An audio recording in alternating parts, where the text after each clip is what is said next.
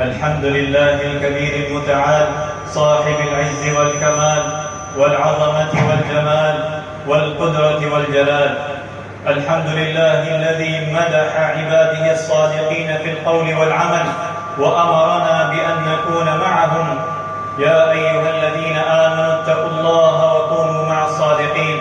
وأشهد أن لا إله إلا الله وحده لا شريك له، خلق الكون بقدرته ودبر الأمور بحكمته وسجدت الجباه لعظمته. له الحمد والشكر والخلق والأمر وهو أحكم الحاكمين. وأشهد أن محمدًا عبده ورسوله، بلغ الرسالة وأدى الأمانة ونصح الأمة وجاهد في الله حق جهاده، تركنا على البيضاء ليلها كنهارها لا يزيغ عنها إلا هالك. اللهم صل وسلم وبارك على سيدنا ونبينا محمد وعلى آله وصحبه أجمعين.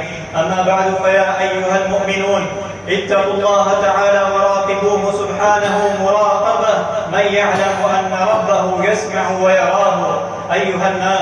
أيها الناس انتشر خبر بين أوساط أهل المدينة أن النبي صلى الله عليه وسلم طلق نساءه، فسمع الفاروق رضي الله عنه تلك المقالة فجاء من منزله حتى دخل المسجد فوجد الناس يقولون ذلك، فلم يصبر حتى استأذن على النبي صلى الله عليه وسلم فاستفهمه أطلق نساءه؟ فقال لا. فقال رسول الله صلى الله عليه وسلم لا.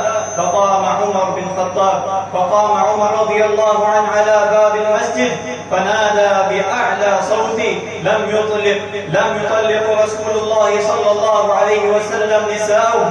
فنزلت هذه الآية: وإذا جاءهم أمر من الأمن أو الخوف أذاعوا به ولو ردوه إلى الرسول وإلى أولي الأمر منهم لعلمه الذين يستنبطونه منهم. أيها المؤمنون إن الكلمة لها أثرها ومفعولها، وإذا ما صدرت عبر أي وسيلة من وسائل، في خطبة كانت أو محاضرة أو مقال في صحيفة أو تغريدة في أي وسيلة من وسائل الإعلام والتواصل الحديث، وتعتبر شائعات من أكبر الحملات ترويجية الأخبار الكاذبة والإتهامات الباطلة ضد الأبرياء، تصير لكثير من الناس من مصادر مجهولة الهوية تحمل أخبارا زائفة ليس فيها من الواقع شيء، وهي في الأصل بهتان وكلام في الباطل يروجها سفهاء حاقدون بدوافع عدوان أو انتقامية. إن المسلم العاقل يجب عليه أن يتثبت من المعلومات إذا سمعها ويتأكد من صحتها قبل نشرها، وأن يزن الكلام بميزان العقل الصحيح السليم قبل أن يقول له ويذيعه، لا أن يسارع في نشره بين العالمين. عباد الله إن نشر الأخبار الكاذبة وإذاعتها مما جاء في الوعيد الشديد، فإن الله سبحانه وتعالى يقول: يا أيها الذين آمنوا إن جاءكم فاسق بنبأ فتبينوا أن تصيبوا قوما بجهالة فتصبحوا على ما فعلتم نادمين. ويقول: ما يلفظ من قول إلا لديه رقيب عتيد. وقال النبي صلى الله عليه وسلم في صحيح مسلم أن النبي صلى الله عليه وسلم قال: كفى بالمرء كذبا أن يحدث بكل ما سمع. ويقول عليه الصلاة والسلام: من كان يؤمن بالله واليوم الآخر فليقل خيرا أو ليصمت، أو كما قال عليه الصلاة والسلام. وفي قصة الأفق تلك الحادثة التي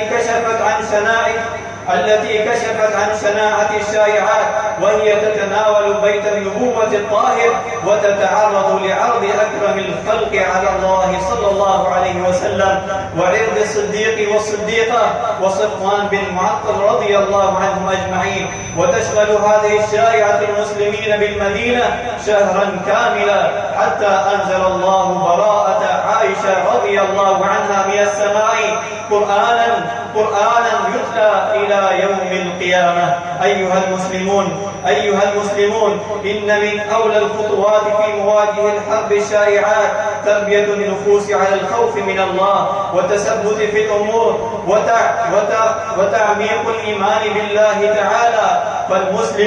فالمسلم لا ينبغي أن يكون أذنا لكل ناعم، بل عليه التحقق والتبين وطلب البراهين الواقعة والأدلة الموضوعية والشواهد العملية، وأن يحسن الظن بأخيه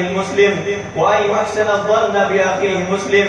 أعوذ بالله من الشيطان الرجيم. يا أيها الذين آمنوا إن جاءكم فاسق بنبأ فتبينوا أن تصيبوا قوما بجهالة فتصبحوا على ما فعلتم نادمين. بارك الله لنا ولكم في القرآن والسنة، ونفعنا وإياكم بما فيهما من الآيات والحكمة. أقول قولي هذا وأستغفر الله لي منكم ولسائر المسلمين من كل ذنب وخطيئة، فاستغفروه إنه هو الغفور الرحيم.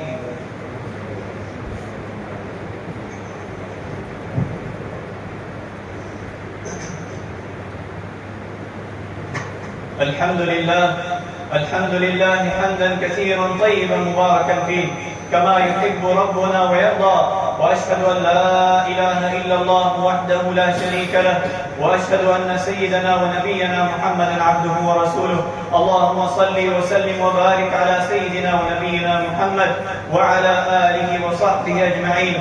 أيها المسلمون، اتقوا الله وراقبوه، واعلموا أنكم غدا موقوفون ومحاسبون وعلى أعمالكم مجزيون، ولا تموتن إلا وأنتم مسلمون، واعبد ربك حتى يأتيك اليقين. هذا وصلوا وسلموا على رحمة المهداة والنعمة المسداة، فقد أمركم بذلك ربكم جل في علاه، فقال قولا كريما: إن الله وملائكته يصلون على النبي يا أيها الذين آمنوا صلوا عليه وسلموا تسليما.